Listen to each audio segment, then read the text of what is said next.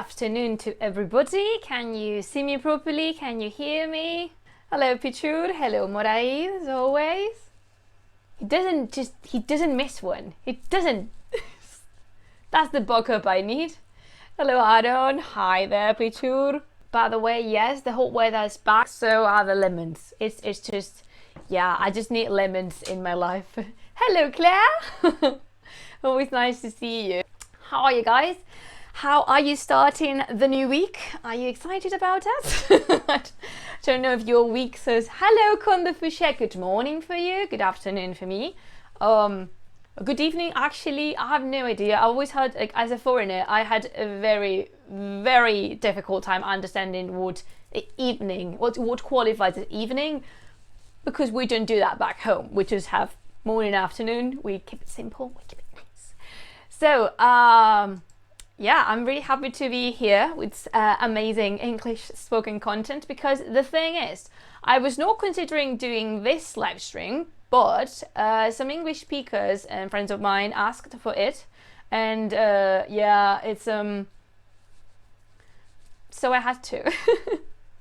And yeah, without further ado, we're going to introduce, do you remember, if you were with me here last time, you notice that I am already using my summer cup, which is this amazing gorgeous glass. I'm just gonna make it, I just love this glass so much.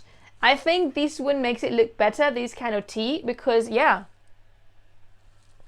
the time has come for summer cold teas. And the one I have in here, because of course I have my pot, it looks a little bit dirty, like dirty water, but this is because these tea dyes a lot. It just releases a lot of color when it's brewing, and I let it brew for a solid couple of hours. I'm not being funny about this.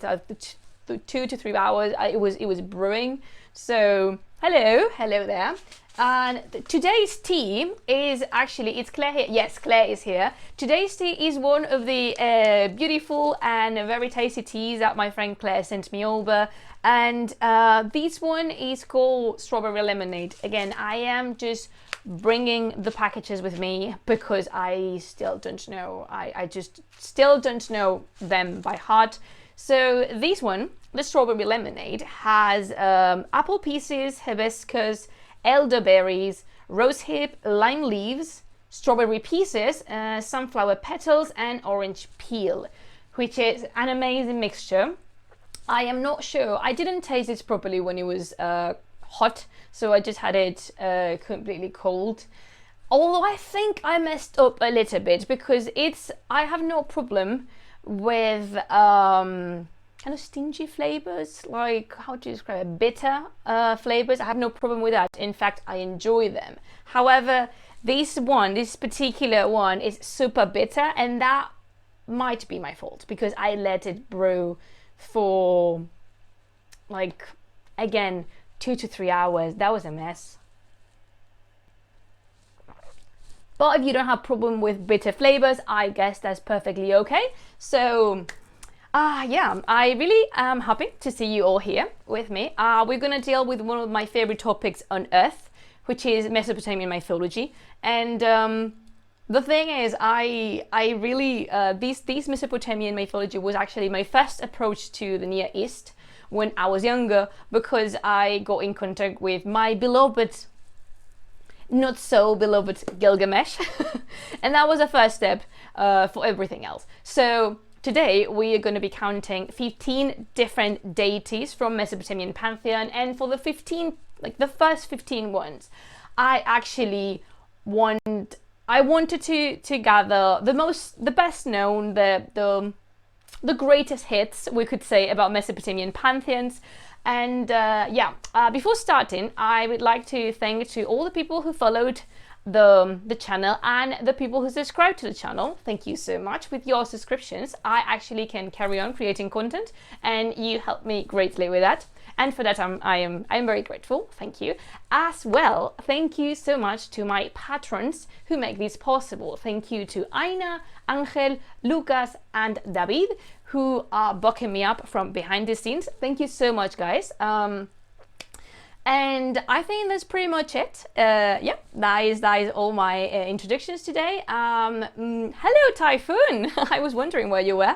I'm gonna move. You know, I do not tend to share personal things in here, but today is a special day because it's the birthday of two people that are very important for me being here, two people that actually bucked me up with this whole Twitch situation. So today is Bob. You know Bob, I mentioned him like a lot. So today's it's Bob's birthday. So a very warm happy birthday to you, Bob. And also is the birthday of Lucía, who is my best friend and the person who makes all the thumbnails to all my videos, and the person who made the moat.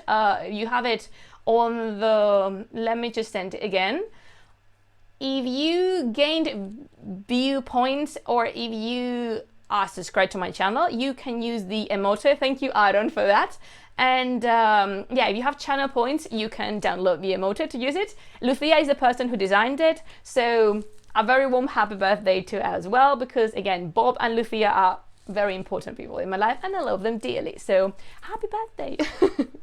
And now that's it. That's pretty much it. I would like also to call for a moment to my moderators and to make clear once more that this is a very friendly channel. It's an open, friendly place for everybody to participate. However, sometimes this openness can lead to people misinterpreting what this liberty means, and just moderators keep an eye on the chat box and help me leave everything clean and make this friendly and respectful and enjoyable for me and for you. So let's dive into it.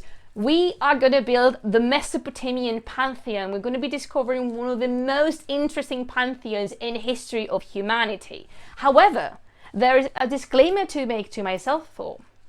Yeah, let's start the Mesopo party. It sounds better in Spanish. Actually, we could use fiesta in here because, you know, fiesta is a common word. Apparently, we Spaniards exported it to the rest of the world. So yeah, welcome to the Mesopo fiesta.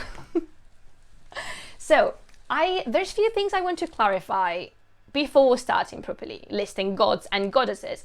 And this is, what do I mean when I say Mesopotamian Pantheon?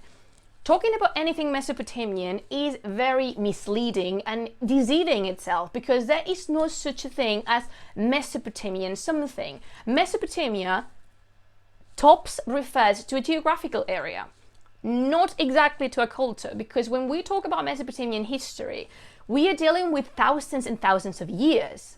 We're talking about possibly the 3rd millennium before Common Era until, yeah, like around the 3rd century after Common Era, which is a very long period of time. It is massive.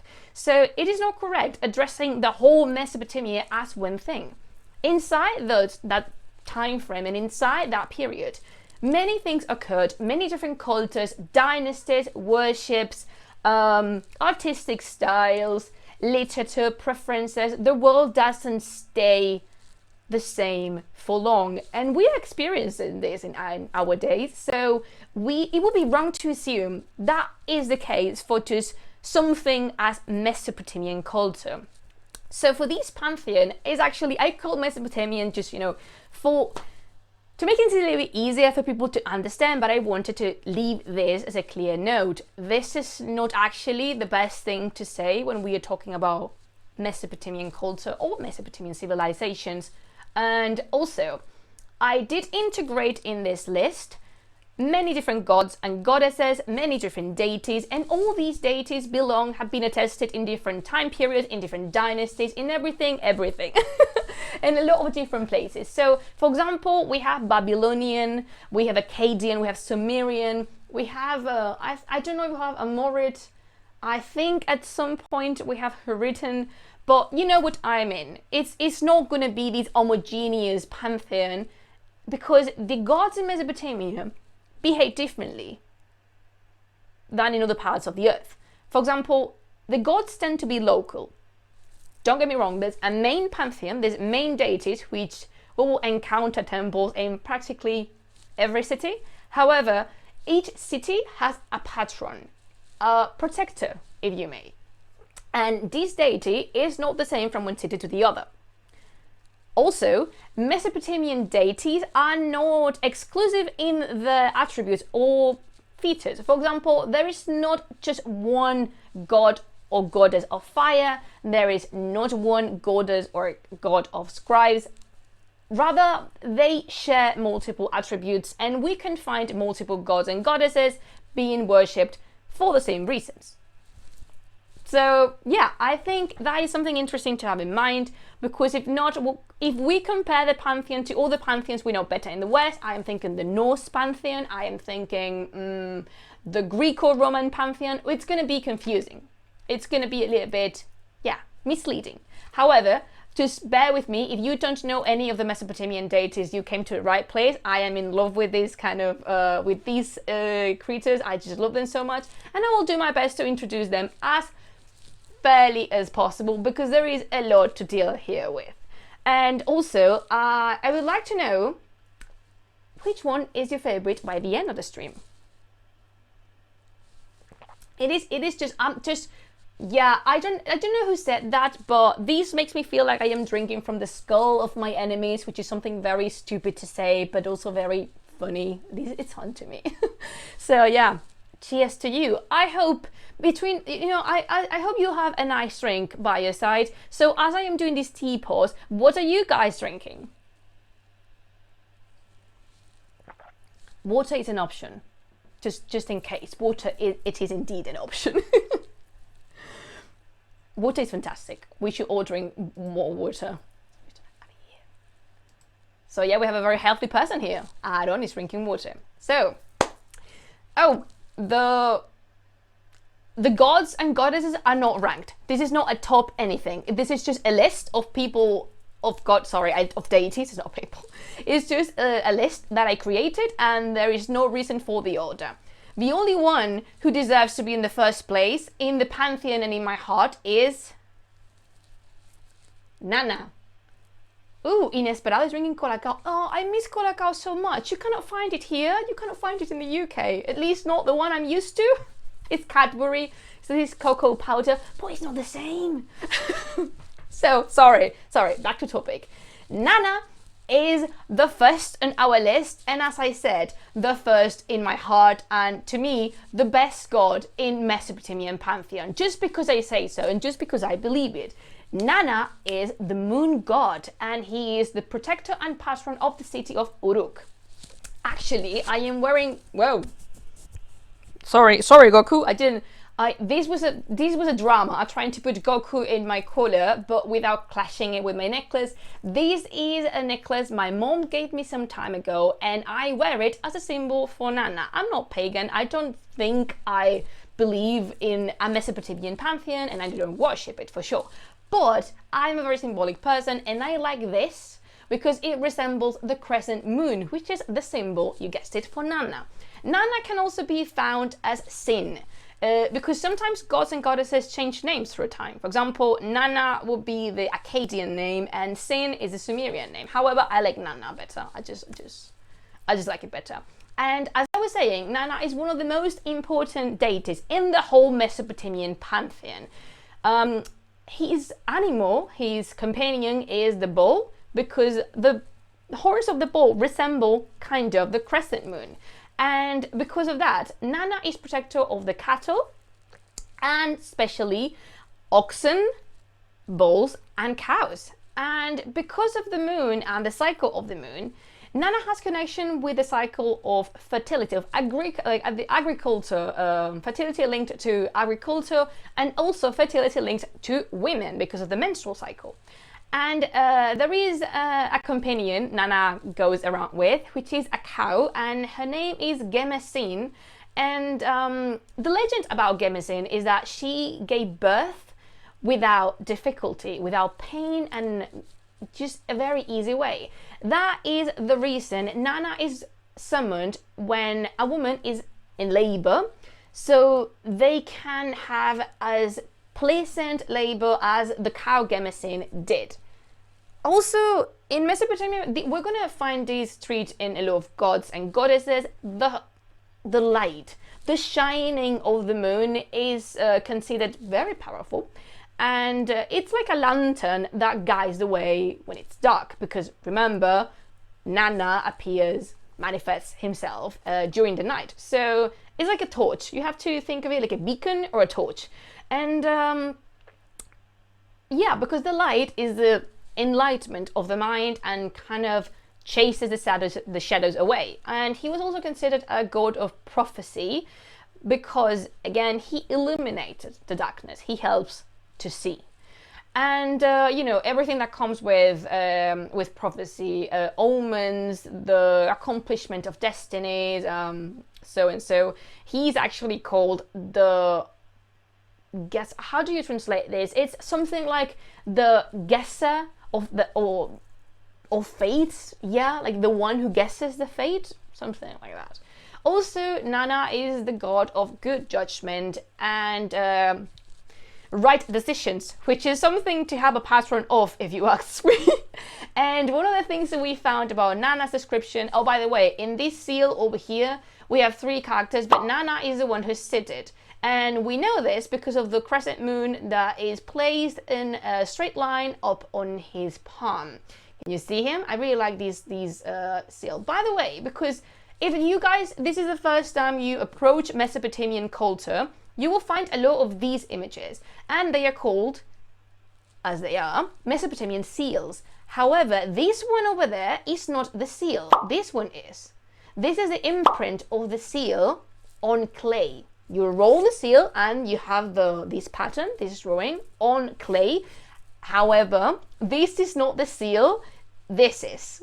Because I've seen people who have confused one by the other. It's easy to confuse them, but don't worry. That one, the roll over here is the seal. This one is the imprint, or like the result of the seal.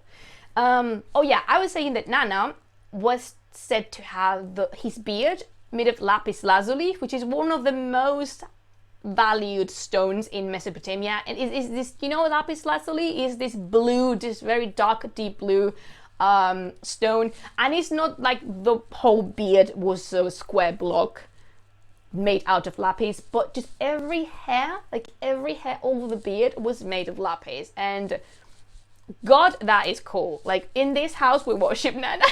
We don't.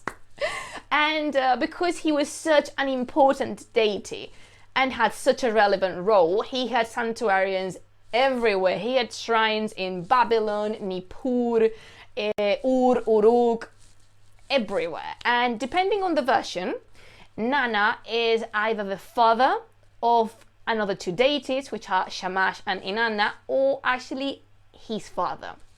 Nanna is important because he, as the moon, represents one of the 3 great luminaries which exist in Mesopotamian tradition. And because I started with Nanna, I want to continue with another one. Oh, I just read Typhoon's comment. Oh, she's drinking Turkish black tea. This girl knows. She's going places, let me tell you. Again, if you're into bitter flavors, this is gonna... I think this was made... When I received the package, it was supposed to be, oh yeah, Moraid likes Nanna. Yeah, we like Nanna too. We like the god. And also, you're gonna find, like, out of all the gods and goddesses I'm bringing, everybody is kind of short-tempered. They have anger management issues. Nanna, nevertheless, doesn't. He appears to be a very calmed down god, like very chill, very Hakuna Matata style god, like live and let live. Do not mess around. If you're not messing with me, I'm not messing with you. There's no need for us to engage in conflict. That is how Nanna just goes through life. That is not common in Mesopotamia, let me tell you. And this is one other reason, not one, other reason that I believe he is the best god in the whole pantheon. Just, I'm not even inviting you to change my mind. It's made from years ago. Nanna is the best god in the whole Mesopotamian pantheon. However, the other ones are cool. And we started with the moon. We're going to move now with the sun. And the sun is called Utu in Sumerian, or Shamash in Akkadian. I'm going to stick with Shamash because I think it sounds more powerful. What do you guys believe? So he is the second luminary, which is the sun, and the heating of the sun Oh, an emotionally stable god? No, Nanna is not a goddess, is a god. Nanna is male. Inanna is female. This is tricky, I understand. it's difficult, yeah, I know. But yeah, Nanna is a male. It's a boy. I was saying, oh yeah, Shamash as the sun. This warmth of the sun, the heating, makes Shamash be connected to grain and to fertility of the land, because again, the sun, the heating makes the crops grow, and agriculture is fundamental in the Mesopotamian thought, like fundamental. And when the sun rises, Shamash is said to sleep in the underworld. And when the sun rises, Shamash rises with him, because remember, Shamash is indeed the sun, and he just crosses the whole sky. And because he is out the whole day, like for the whole day he's out in the world, he was thought to be able to contemplate and observe absolutely everything. And that is the reason he is god of justice, of truth, and oaths. It is very important that it's like he was summoned every single time a verdict had to be pronounced, and he was supposed to be able to see through lie, through deceitment, through trickery. There was no way of fooling this god. He just knew. He's the smarter one, and he has a very highlighted place for divinatory sacrifices. This practice is, you know, when you just kill an animal. Have you seen this in films, in comics, in series, in books? When they used to kill an animal and rip his stomach and just spread the guts all around and read the destiny on those guts and in the blood and in the way they just allocated themselves upon the table. This apparently had a lot to do with Shamash. Also, he's a personal protector of the mythical kings of Uruk. And if you guys remember the stream when I was talking about Gilgamesh, you know that if it was not for Shamash, Gilgamesh wouldn't have stand a chance. He wouldn't have stood a chance against Humbaba, because Humbaba would have kicked him. I can say those things. I can say those things, but you know what I mean. Shamash is the only reason Gilgamesh survives. Period. His own stupidity would it kill him. I don't like Gilgamesh. Long-time fans know this already.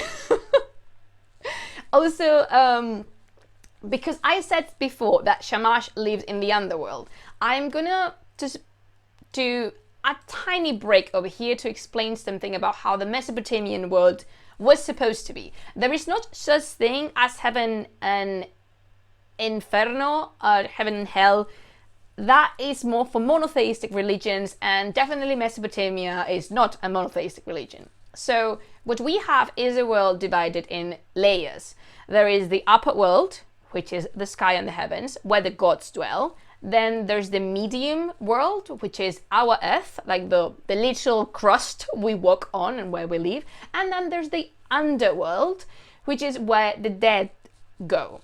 However, we don't need to understand this as a place where the evil or wicked go to be punished, because basically everybody goes down there when we pass away. That is our destiny. The earth, like literally, like the ground, the solid ground, is our destiny to achieve to. So when I say underworld or like nether realm or something like that, I really don't want you to picture it in this kind of Mephistophelian hell. It's not a place for the souls to go to be punished. Not exactly. It's just the world that's under, literally, like just the inferior world, the inferior realm, call it whatever. It's just, yeah, that was. So that being said, because Shamash was supposed to sleep down there, because, you know, the sun rises and then sets on the west, Shamash had a kind of participation in the protection of the deceased when they actually go down to the underworld. And he is the twin of Inanna, which is the third luminary and the one we're going to be dealing with soon. And Shamash is super important as well. Like, he is a god of justice. Come on, like it's an important entity. So the most important shrines or temples he had were in Sipar and in Larsa. But actually, we can find temples to Shamash almost everywhere. And in this image, I really like it because you can see over there. Do you see the capital of the column? In a row, you will find 3 discs. Each disc belongs to a luminary.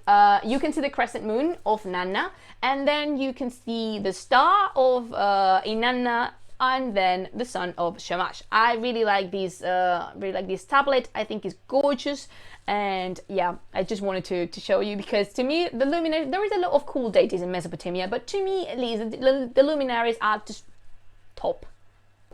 So number 3, the third luminary. It's Inanna or Ishtar, which you maybe know already by the gates of Ishtar in the Pergamon Museum in Berlin. Inanna is the luminary of the evening star, which now we know is not a star, it's the planet Venus. However, back in the day, it was thought to be a very bright star. Indeed, it is the brightest star in the evening. I can see it from my window when the sun sets, and it's such a spectacle because Venus reflects the light so much from the sun. It is fantastic. You all have seen Inanna before without noticing. How cool is that?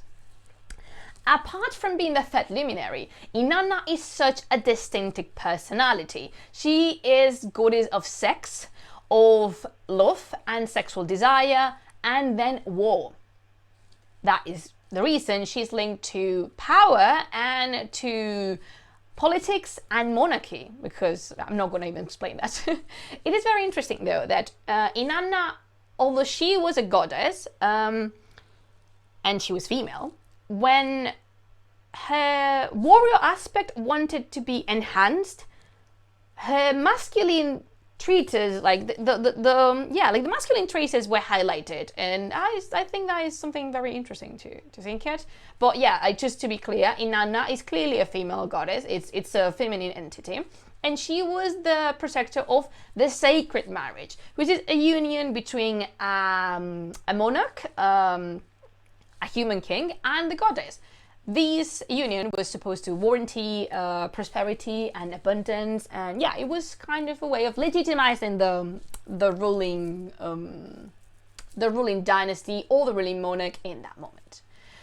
In mythology, if we know something about ancient mythology, is that goddesses are just placed there randomly for male characters to, we're gonna say it softly because I don't want to be censored by Twitch, for male characters to abuse their confidence and to not respect at all the personal space. I think you know which direction I am going. So one day, as Inanna is taking a nap under a tree, there's just a boy, there's a random human boy that appears, kind of abuses her, and then she wakes up because apparently she didn't notice before, and she wakes up and she, enraged and absolutely furious, chases him. And that chase, that movement is the movement of planet Venus in the sky, because as I was saying, yeah, like abuse, like Inanna is powerful as she could ever be. She is an amazing goddess, and here you can see her with her warrior aspect, all these like lances and weapons up like behind her. She's wearing, actually I'm gonna notice that here we have the star. I think you can see it. If not, just let me know. Do you guys see the star, like the evening star over here, just where my finger's pointing? And also she's wearing the horned crown. The horned crown is a symbol of another god. We will go there in a second. But this is a way we have for art historians when we are dealing with Mesopotamian imagery. We know we are dealing with a supernatural personality, clearly a god or a goddess, if they're wearing the crown of horns. The bull is one of the most sacred animals ever. You think of Nanna before and the moon and everything. So yeah, some of the characters, which are also mythological figures, are not gods. They're not deities because they're not wearing this crown. So you know something else now. If you spot a character wearing the crown of horns, the horned crown, which is something beautiful to say if you ask me, this means it's a deity, and I like that one. So Inanna, as powerful as she is, she enters the world below, the subworld, and she sits on the throne of her sister Ereshkigal, and then the Anunnaki, which are the higher deities, they're not happy. They're not happy bunnies, so they don't kill her, but they turn her body into a corpse. And with the help of one of her ministers and Enki, which is a troublemaker, we will deal with Enki in a second, she manages to come back to the upper world. Like, she is one of the goddesses that makes it out. She defeats death, and she's just super powerful. Like, bear with me with this moment. She is the most powerful goddess I've ever seen in any kind of mythology. I don't know many like North American mythologies or South American mythologies, so maybe there's an equivalent, but she's been compared to Aphrodite. Hell no. Aphrodite wishes she would be at 2% as cool and as powerful as Inanna is. She's accompanied by lions. She can just kill people with her sight if she's pissed. And as I was saying, this is the first example. Shamash is another one with a short temper, but Inanna, she's not the one you want to mess around with. She is not a gentle soul. She's just not a nice creature. Inanna is it's like a ball of anger. So yeah, many of the episodes in mythology happened because somebody just messes with her and she responds. Again, I'm not justifying Inanna because I really believe she has anger management issues, but yeah. And again, as one of the most important deities in the whole pantheon, she has temples practically in every single city that's been excavated, which is impressive. And yeah, I mentioned the lion. Actually, you can see it here because, as you can imagine, the lion is a symbol of war and the symbol of royal power translated to the animal world. Like, he's a lion king. We can take him by the Lion King if you want. And that was number 3. Those are the 3 luminaries. And now we're gonna, oh Jesus. He's coming. He is coming. Can you feel it? Can you feel the earth shaking? Because the trickster is here. We're gonna talk about Enki. Enki is the biggest. Enki's a. Alright. I'm gonna whisper it to you because I can't say those words out loud, but Enki's an asshole. Enki is the biggest troublemaker you will find in the Mesopotamian Pantheon because just here, let me just tell you 1 or 2 things about Enki. He is the trickster in the Pantheon, and he's just a pain. Enki is such a pain, and he sits at the top of the Mesopotamian Pantheon alongside with An, Enlil, and Ki. We'll talk about them, don't worry. Enki is the creator. Who do you prefer, Enki or Gilgamesh? Enki. A million times. Gilgamesh is just, I don't like Gilgamesh, but Enki, I love him. He's just not a good person. he's just, I can say that he's just bad. He's just mischievous. He's just naughty. He's just not a nice creature. The creator of the Anunnaki, right? Enki? No, Enki is not the creator of the Anunnaki. Well, it really depends what are we talking about, dear beloved Neistat. Yes, Aaron, I said that. I love him. He's not a good person and he's not a good father. He's not a good god. He's just... Alright, let me explain you why. We're going to describe him first. Because, truth be told, this is another of the super powerful gods in the Mesopotamian Pantheon. He is the god of transformation, of magic, of hidden information, and of just cleverness. He's just a genius, but on top of everything, he's a troublemaker.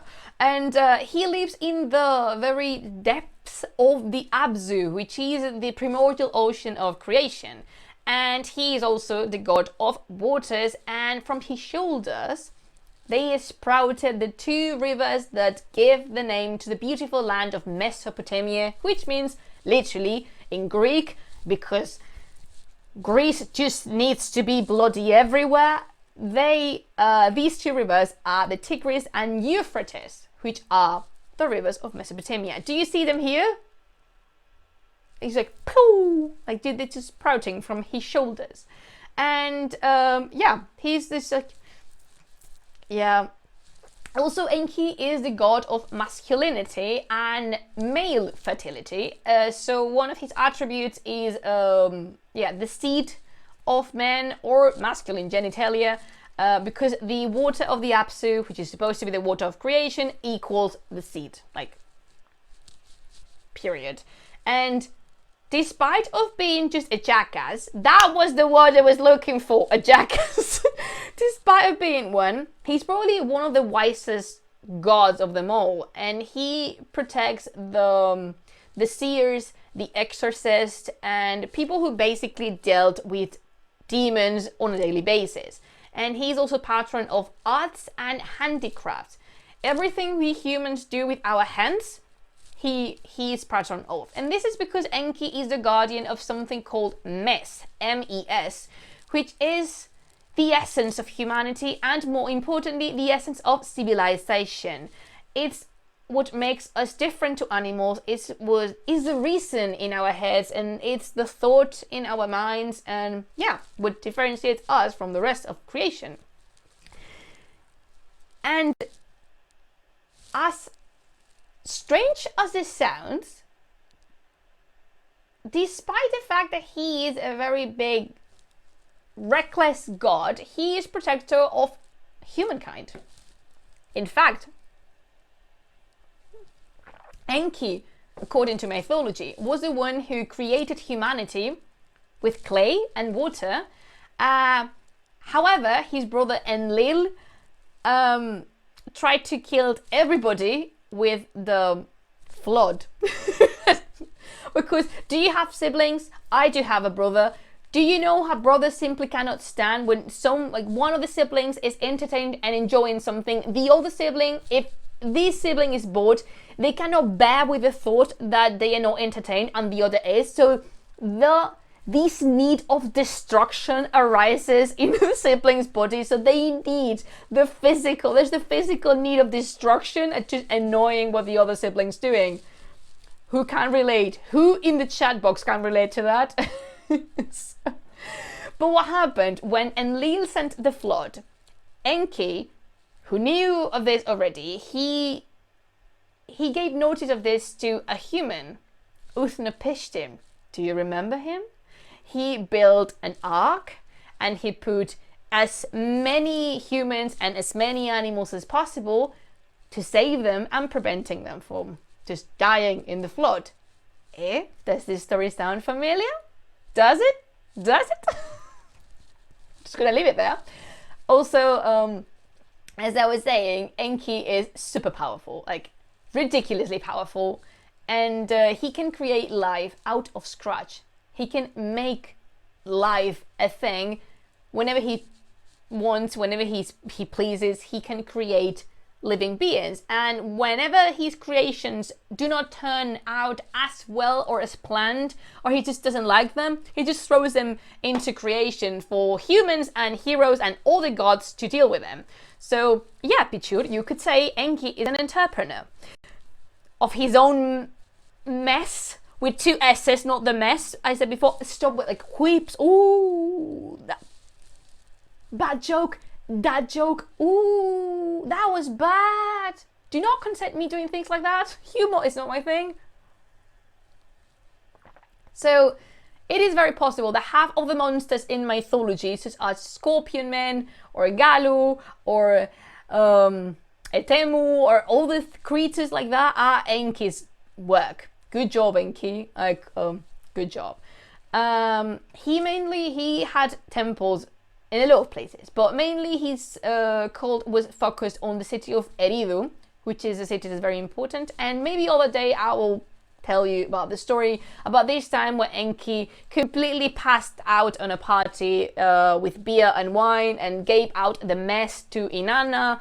And then Inanna was very comfortable with the gift and didn't want to give it back because Enki just completely hangover, woke up and realized what he had done. A disaster, if you ask me. Coming in number 5, we have a pestilence god, and I don't have an image for this, so I think I didn't say this before. I'm going to mention it now. We don't have images of all the gods and goddesses because it is very difficult to assess that certain representation is indeed the god or the goddess, because they look pretty much alike unless they have symbols like Nanna or Shamash with the sun and the stars.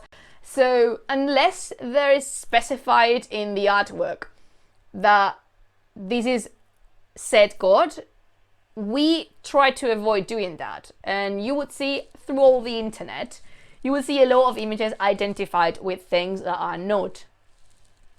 It is changing, at least museums are changing this slowly, but yeah, it is a very bad practice. We shouldn't do that. So, number 5 is Nergal. Or Nergal, if you want to pronounce it more Englishly. I actually have a very nice advantage with these pronunciations because I am a native speaker of Spanish, so I can roll my R's. So that means I can pronounce the names as we imagine they were originally pronounced. So Nergal is the pestilence god. He's god of war, he's god of death, and after Ereshkigal, we will be talking about her in a second, he is the lord of the underworld. Nergal represents a very particular and specific aspect of death, and this is the inflicted death. So this is the reason he's a patron of war and patron of diseases. Do you know what I mean by inflicted death, right? He's not a patron of death of natural causes. He actually is patron of someone. For example, take Gilgamesh. We're going to take Gilgamesh as an example. It's the patron of Gilgamesh just decapitating Humbaba brutally. That kind of death. And he's a warrior. Nergal is mainly a warrior god. So in his role of warrior god, he goes with kings and generals into battle. And he controls a very interesting bunch of demons, of disease, and if he gets a little bit, blown up in the head, he can throw said demons towards humanity without even thinking of it. It's like, he's another with delicate character, it's like the short temper again. And despite he is feared, he was feared tremendously, there's a lot of tiny statuettes, like votive statuettes of him, because people expected having a tiny statuette of Nergal would grant some kind of protection against him. Again, some kind of protection.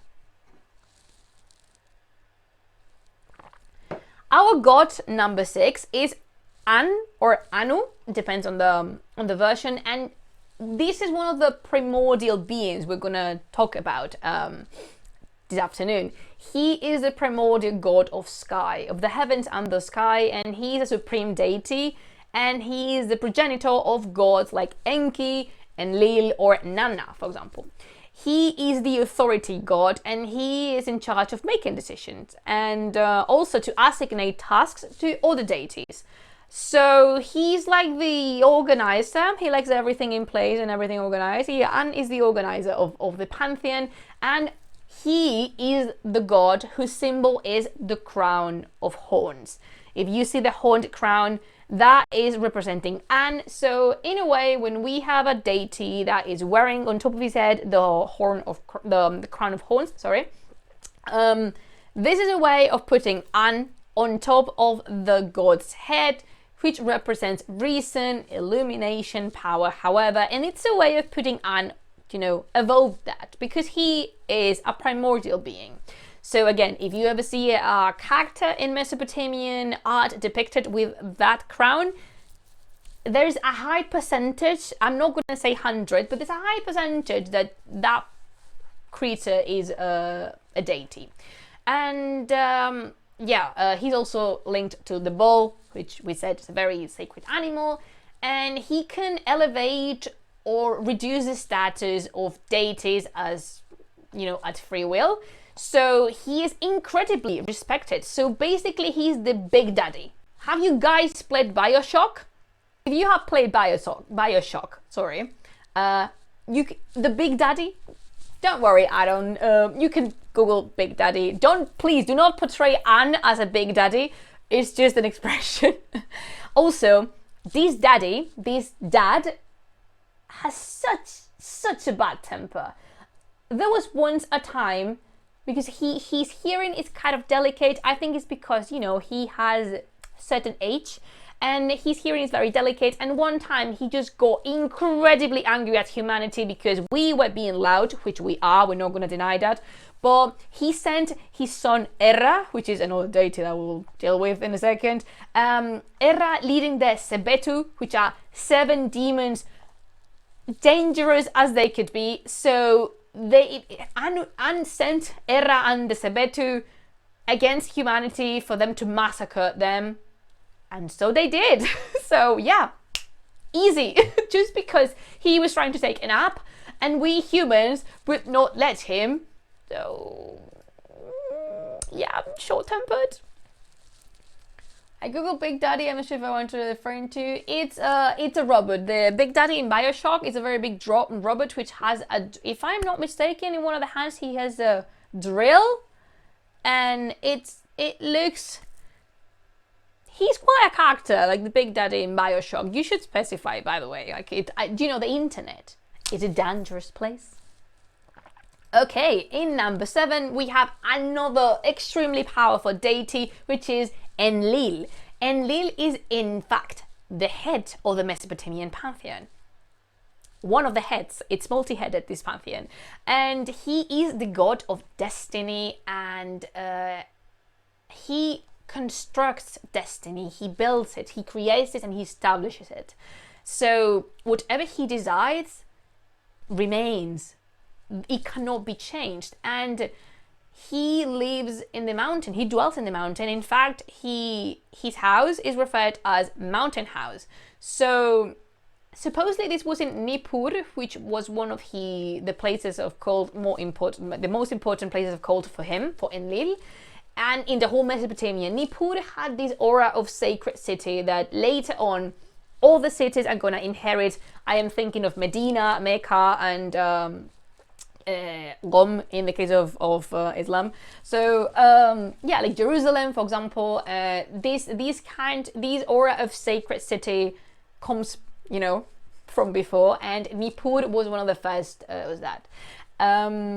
Enlil is the god of the divine wind, or the supreme wind, and as a god of air, he is god of the atmosphere, and he completes the 3 elements, like we could say earth, sky, and in the 3 levels there's the sky, there's the earth, and then in the middle is the air, the atmosphere that fills it.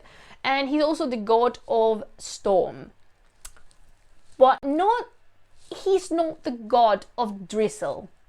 Definitely not. The storm of Enlil is the destructive storm. This kind of storm that you could hear coming and approaching as this massive black beast bursting with lightning and illuminating the blackened sky by these clouds. This is the kind of storm that just destroys everything that is on its way. So this is the storm of Enlil. And he is the lord of the mountain, as I said before. He's basically the lord of the whole earth. And he has something very important, which are the tables of destiny. These tablets of destiny they warranted the dominion upon all creation to whoever owned them. So of course, he owns them, he has them. So he's also a god who provides, he's a god of abundance, and he also he warranties the continuation of time. And with that, with the thing with time, we need to understand what this means. Time is what makes the sun rise and the sun go down, the crops to grow and then wither. Time is the only thing that kind of assess life. Without time, we cannot exist. So this is how important Enlil is. Amazing. I really like this god. I like Enlil. Sort of. But Nanna. Oh, sorry, Goku, just punched you there. Nanna forever. I was actually thinking before starting this live stream, why didn't I have problems back when I did this in Spanish with the mic and the necklace interfering with each other? And this is because Goku hadn't joined my party yet. So yeah, I am very grateful for you, Bal. Number 8 is Ereshkigal, which is another super popular deity. And if you didn't know this about her, she is the lady of the great earth. So she's the governor of the underworld. If you've been listening to me, you would know that this underworld is where the deceased were. She's the queen of the dead. And careful there, careful. This is not what you were thinking about. She's not the typical banshee-like goddess in the sense that she is not dressed up with rotten skin and her skirt is not made out of bone. She doesn't have skulls on her necklace. No, she's not. She's not this kind of zombie we could be portraying in our minds. In fact, a key element to understand Mesopotamian mythology is duality. The vast majority of deities have a very strong dual character. And as you've seen with me, they can be as soon as they are nice, as soon as they are bastards. And Ereshkigal is goddess of death, but is at the same time the goddess of birth. And Ereshkigal is not scary at all. They didn't fear Ereshkigal. In fact, Inanna, her sister, she is a terrible one. She is the bad twin. The evil twin in this equation is not Ereshkigal, it's Inanna. Ereshkigal is thought of, she's thought as a mother, as a protector. And she's been attributed elements like lions and birds of prey, more precisely owls. And there is a relief I don't have with me right now, but there's a relief in the British Museum that's depicting a naked woman that is thought to be, she's called the Lady of the Night, and she's thought to be either Ereshkigal or Inanna. It is not clear. This is in the British Museum. Maybe you know what I am saying here, but most certainly, if you Google either Ereshkigal or Inanna, this is going to appear, this relief. And we don't know. This is what I was talking about before when it comes to identifying images. We don't know who this person, creature, goddess. She's a goddess because she's wearing the crown, but we don't know who she is. We have no clue, and it is wrong just assuming it is Inanna or Ereshkigal based on the owls and the lions over there, because that is not enough. We really need proof of that. We could make hypotheses for sure, but it is not exactly correct to just state that a character is a character based on certain symbols, especially in such a fluctuant area as Mesopotamia. We shouldn't do that. But now you know, again, if you find that image in Google or whatever, and it appears identified as either Ereshkigal or Inanna, now you know that is not trustworthy. I think the British Museum just suggests it, but I'm pretty positive it says just the Lady of the Night, as in like, as general as that thought is. Whoa, we were talking about Inanna's short temper, right? Right? Yes, we are dealing the number 9 here, we're dealing with another beast and brutal god. He's Erra. I love saying this one. My Scottish fellows can say this one in a beautiful way. Erra. I love it. I love Scottish accent. I wish I had it. I don't, and I don't even try. I don't even attempt to imitate it because I just can't. But it's so beautiful. It is so beautiful. Just love it. So, yes, Erra It's an especially violent god. He's violent, he's troublemaking, and he is just rages. He's just angry all the time. He is linked to pestilence and diseases, and despite the fact that we know for certain that this was a destructive god, we don't know exactly how he destroyed, as in how did he perform the destruction, how the destruction was carried out. We just don't know. And the scholars agreed, and the hypothesis that is most agreed on is because he's linked to disease. He's particularly linked to hunger. So because he destroys the land, as in like literally the land gets completely smashed, the crops do not grow because the earth is dying, like the ground, the soil is not fertile anymore. So he kind of devoured it, and because of that, again, nothing grew and people starved to death. Lovely, if you ask me. And Erra is the weapon, is the favorite weapon of An, you know, the big dad. And this is the one An sent away to destroy humanity with the Sabetu, with the 7 demons, just to establish chaos. Who is here for the chaos? I am here for the chaos. Erra is here for the chaos. And just to give you a hint, Erra is addressed in sources as the god and the lord of slaughtery.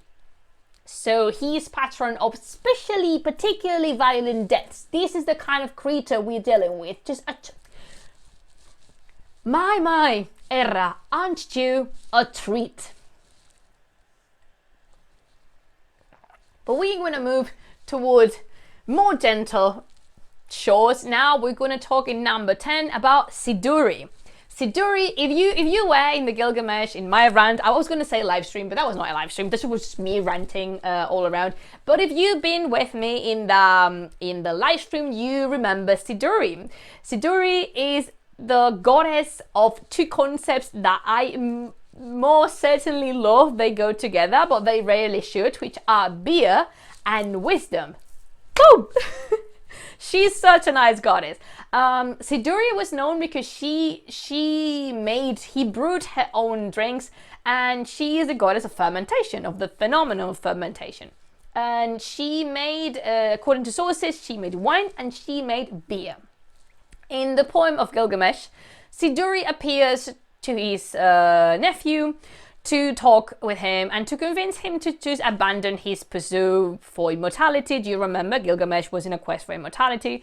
And the reason Siduri gives Gilgamesh is just how beautiful being alive is, which is something I'm gonna die defending. People back in the day, back in the past, people liked being alive.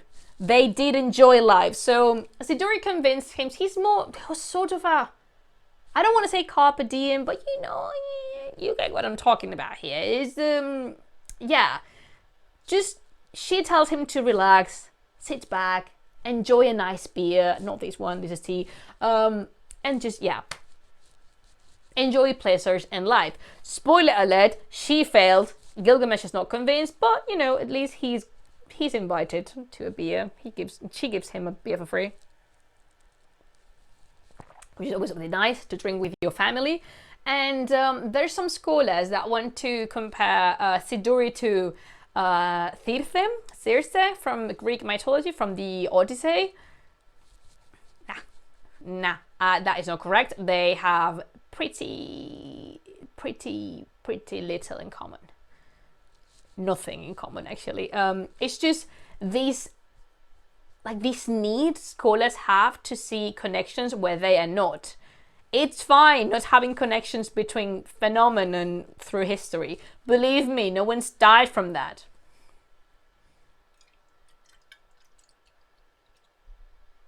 Are you still there? Number 11 is Tiamat, which, if you played Final Fantasy for a long time and if you like video games as I do, you know Tiamat. But I'm really sorry, this is hurting me. but I'm going to say it, Tiamat is not a dragon. I am very sorry. I wish Tiamat was, but she's not a dragon. She is just a goddess. Well, she is the embodiment of salt water, like the embodiment of the real ocean, where every single deity emerged from in the beginning of creation, or so is described in the Babylonian myth of creation, which is called Enuma Elish. This creation myth tells also the story of Marduk, which is a god that I feel towards him as nicely as I do to Gilgamesh. I don't like them at all. Well, I lied there.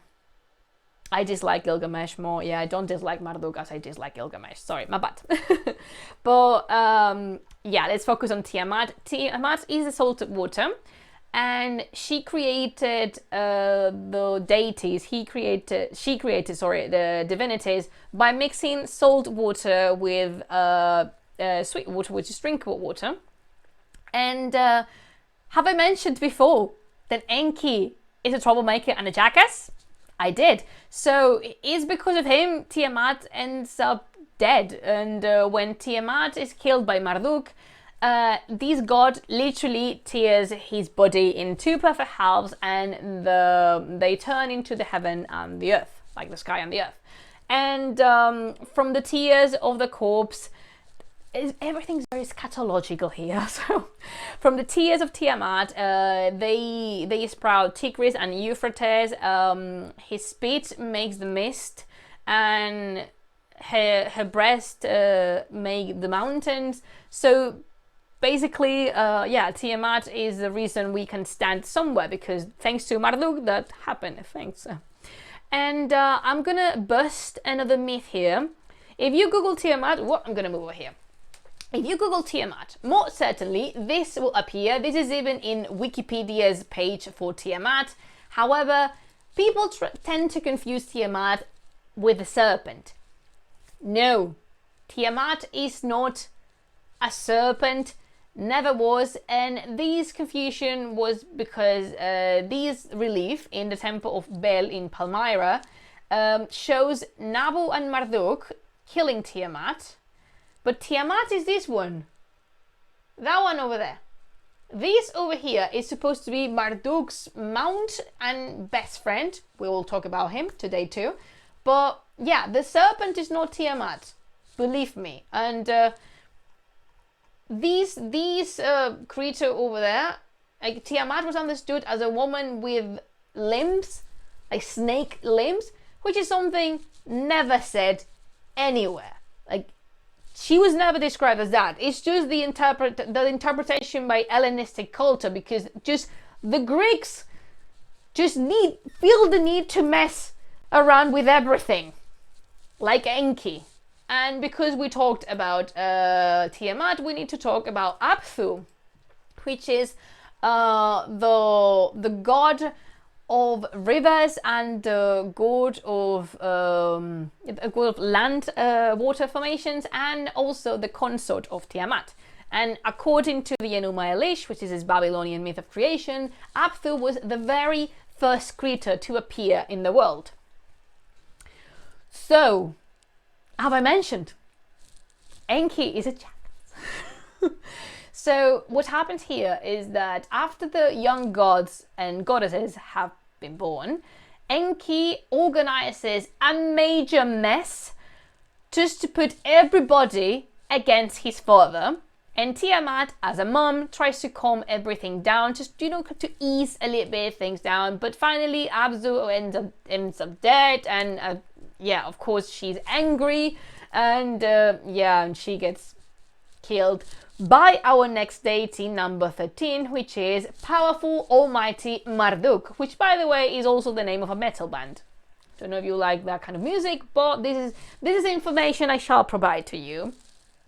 Are you noting down the gods and goddesses? Because I'm going to ask you after. Don't worry, I will do a very quick recap on them, but I really would like to know which is your favorite. I'm interested in you guys. Share things with me. So, Marduk. I have a problem with this kind of characters. I admit I do. Marduk is the patron of Babylon. And do you know the ziggurat, Etemenanki, where I really like the name, just another break. The name Etemenanki literally means where earth and heaven begin. I really like the thought that in Mesopotamia, buildings had a name of its own. And in that name, they contain the whole identity. Why am I lowering my voice like that? I don't know. I just wanted to share that one with you. I really, as you have figured out probably by now, I really like Mesopotamian culture. So, this Etemenanki is the Tower of Babel, the Babel Tower from the Bible, if you know that story. And Marduk is the god of enchantments and the beast that just rips Tiamat's body into perfect halves. Like, and after he's performed this amazing deed, the irony, the other deities give him, this is a symbolic thing, to bestow upon him the 50 names, which is something like symbolic and important in Mesopotamian culture. And the deities, the remaining deities, ask him to be his leader and to rule the pantheon, what had belonged to Enlil up to this point.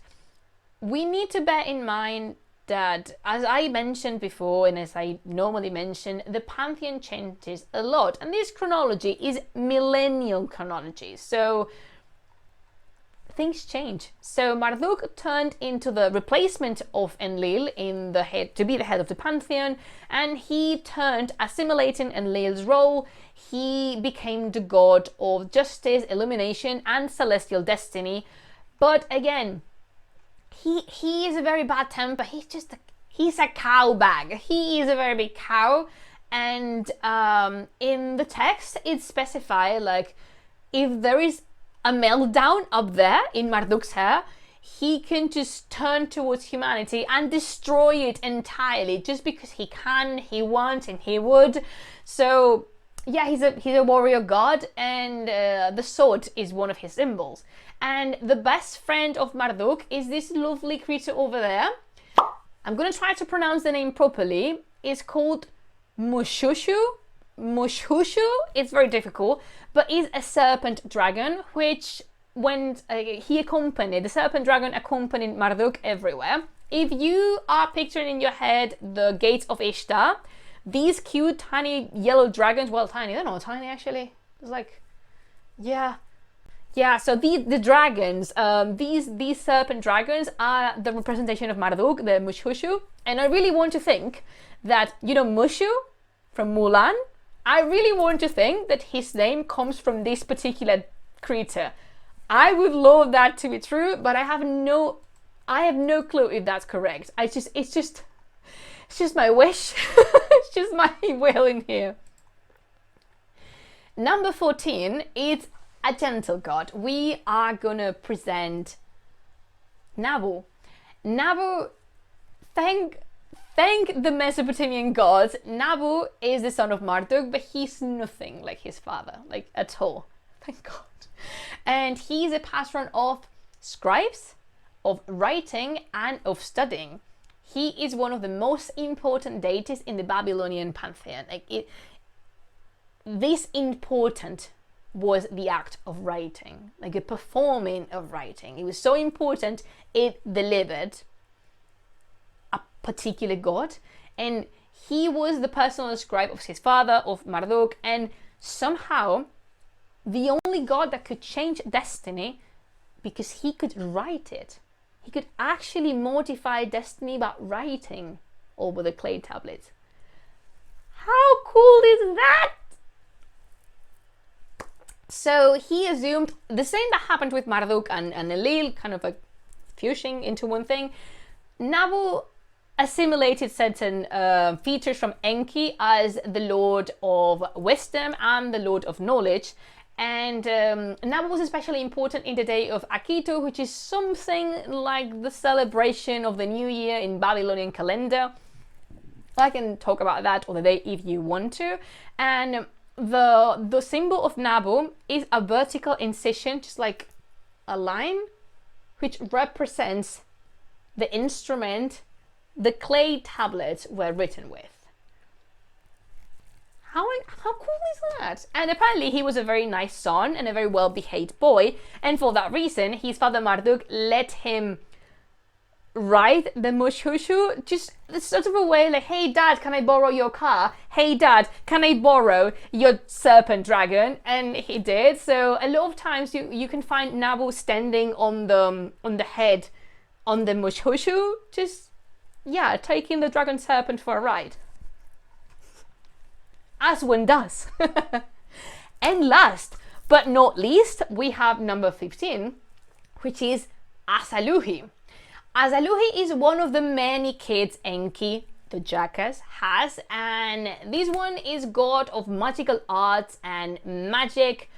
But the magic we would consider nowadays, they're not synonyms, but we would consider nowadays the black magic, because Asalluhi is the exorcist of the pantheon, and he is the god that is most strongly linked with demons because he deals with them on a daily basis. So his relationship with demons changes a lot, it varies a lot, it could be as good and as bad, it really depends on the moment and on the myth.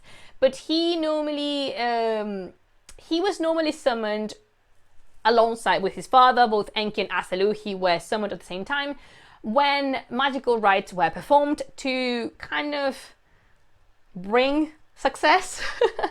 And supposedly, and this is a protective divinity, but again, it depends on how the day's going for him.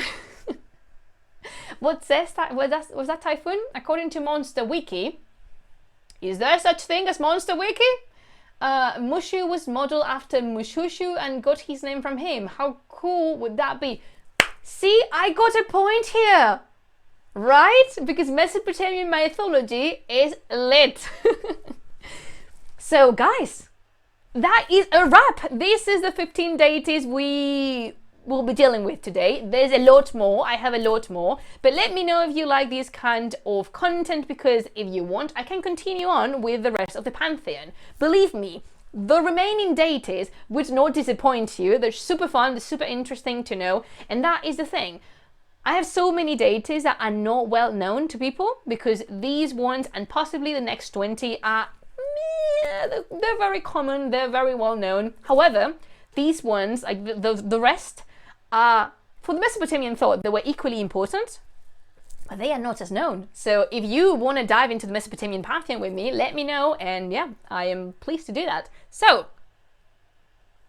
I'm gonna give you 2 minutes to think which one was your favorite. And don't worry, I am gonna go from, let's go from the back. We have Asalluhi, which is the patron of magical arts and exorcisms. We have Nabu, god of scribes. We have Marduk, head of the pantheon of Babylonia. We have Abzû, the primal waters. We have Tiamat, the salty primal waters. Then we have Siduri, goddess of beer and wisdom. I have a feeling about this. She's going to be one of the favorites. And we have Erra, the war god. And then we have Ereshkigal, lady of the underworld, and then Enlil, the sacred wind and head of the Mesopotamian Pantheon until Marduk shows up. And we also have An, which is the sky. Then we have Nergal, which is the god of pestilence and metal. We have the troublemaker and the jackass, we have Enki. And then we have Inanna, the evening star, Shamash, the sun, and last but not least, certainly not least, we have Nanna, the moon god and the best god. My opinion. So yeah, just think about that and let me know guys. I want to know which one was your favorite on the list. Just gonna take a sip of my amazing, it looks actually like blood. Moraith is with me in this one. We love Nanna. And I love you, Moraith. Siduri for sure. Yes, I mean, sure. Siduri, obviously, we need beer to go through life. Hang in there, Aaron. Nanna, gods of good decisions are underestimated. Pichur is such a wise character. I really wish I could meet them in person because, yeah, he's up for good. They are up for good conversation. I'm not assuming anything here. We have Nanna. Yeah, oh, you making me so happy. Nanna for the win. But sure, Siduri is a very great character. I mean, I'm not despising the rest. Marduk a little, but you know, Nanna, Siduri again, Nanna. Come on, guys, don't be shy. Siduri, of course, Alejandro. I mean, yeah. Yeah. Nanna, I read that he supposedly had a beard made of lapis lazuli and broken wheel, but yes, exactly. Oh yeah, I don't know if you were here from the beginning, but yeah, we mentioned that before. He's a cool guy. I'm confused. I'd say Nanna. Nice, that's right. But it's weird for me to think of the moon as a god, not a goddess as usual. That is one of the things I like the most, actually, because I like that Nanna is a male character. I do, because want to know one thing? In Semitic languages, such as Arabic, the moon is masculine, Qamar, but the sun, which is Shams, is feminine. So I like that contrast. I think it helps expanding your vision a little bit. So yeah, I like those things. I do like those things. I am really impressed that Neistat hasn't said anything when I mentioned that Inanna was not treated as she should by a male character, because Neistat is with me in here. Oh, that was such a fine live stream. And actually a very healthy one. I kind of needed this. Thank you guys so much for tuning in with me. It's been a pleasure. If you just discovered this channel, hello, my name is Laura and I do Mesopotamian stuff and I do Iranian stuff. So if you would like to continue following me on any of my social media, or if you would like to join the community here on Twitch, you are more than welcome to do so. And this is me for today. Again, thank you so much guys for tuning in with me. I love having you here with me, paying me company, and I really like that we learn together. And then you have the white hair on the moon, Japanese mythology. Typhoon just knows so much. I wish Typhoon had a Twitch channel so she could tell you all the amazing things she knows about. So thank you all for coming. I really enjoyed this. I hope you did too. And if you want to come... Thank you so much, Neistat. So if you want to come to another of my live streams, they are in English. They are every Monday at 6 p.m. UK time. And on Friday, they are at 6 p.m. UK time, but they are in Spanish. So thank you so much, guys, one more time. Thank you for all the people that subscribe to my channel. Thank you to my patrons so much for their help. And thank you all for coming for a very particularly entertained mythological afternoon. I will see you guys next time, and you know the drill. Just be nice and stay safe. Yeah, I actually wish at some point we could just we had a very chilled afternoon today, which I am thankful for. So yeah, guys, see you next time. Bye!